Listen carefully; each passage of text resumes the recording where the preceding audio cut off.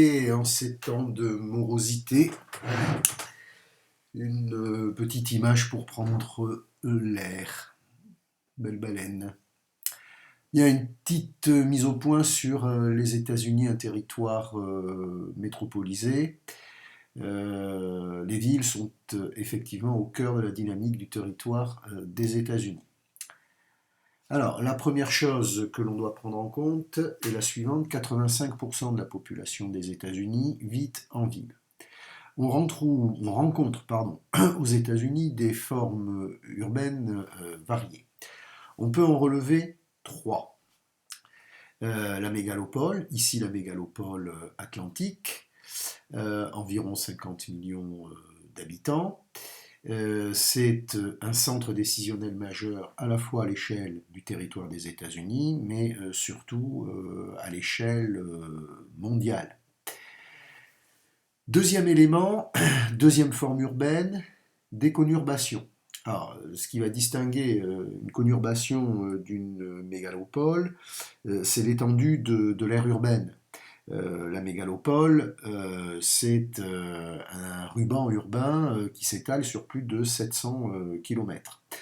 Les conurbations ne présentent pas cette caractéristique spatiale, ce sont des noyaux urbains qui se sont agglomérés jusqu'à former une vaste aire urbaine. Alors on en compte, on en relève 5 aux États-Unis.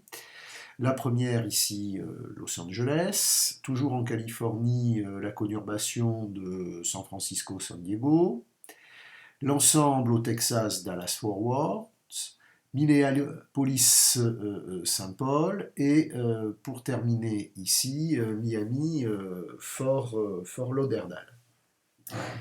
La troisième forme urbaine que l'on peut identifier, ce sont ce que j'appelle des villes hubs. On peut en relever deux, Chicago et Atlanta.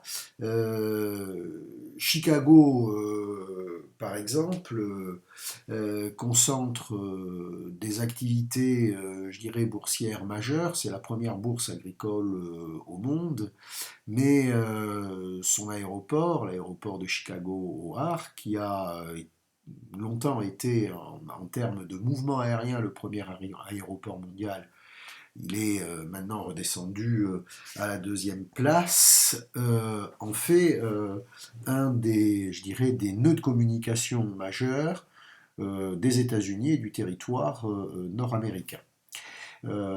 Juste une petite remarque, mais le géant de l'aéronautique américaine Boeing a déplacé son siège social dans les années 2010-2011 de Seattle à Chicago. Deuxième ville que j'appelle ces hubs urbains majeurs, c'est la ville d'Atlanta. Ici aussi, elle se structure autour d'une infrastructure majeure, à savoir son aéroport. L'aéroport d'Atlanta, c'est le premier aéroport mondial en termes de trafic passager. Et cette infrastructure a finalement généré l'arrivée d'un certain nombre d'activités liées à la logistique. On peut citer UPS par exemple, mais aussi la compagnie aérienne Delta Airlines.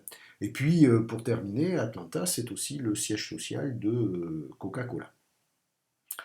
À ces formes urbaines, il va falloir ajouter le fait que les villes américaines s'inscrivent dans la hiérarchie urbaine mondiale et on y trouve, je dirais, dans cette hiérarchie, deux types de villes. Les villes globales, alors aux États-Unis, on va en repérer deux, c'est la ville de New York d'une part et la ville de Los Angeles d'autre part. Villes globales, ce sont des centres d'impulsion à l'échelle mondiale, centre d'impulsion en termes économiques, en termes politiques. New York abrite le siège de l'Organisation des Nations Unies, ne l'oublions pas. En termes scientifiques, on y trouve de très grandes structures universitaires, et en termes culturels, bien sûr, l'exemple ici le plus marquant, c'est Hollywood à Los Angeles. À ces villes globales, on va ajouter un certain nombre, je vais dire, de villes mondiales. Principalement, je dirais, aux États-Unis, des villes comme Chicago, des villes comme Washington, par exemple.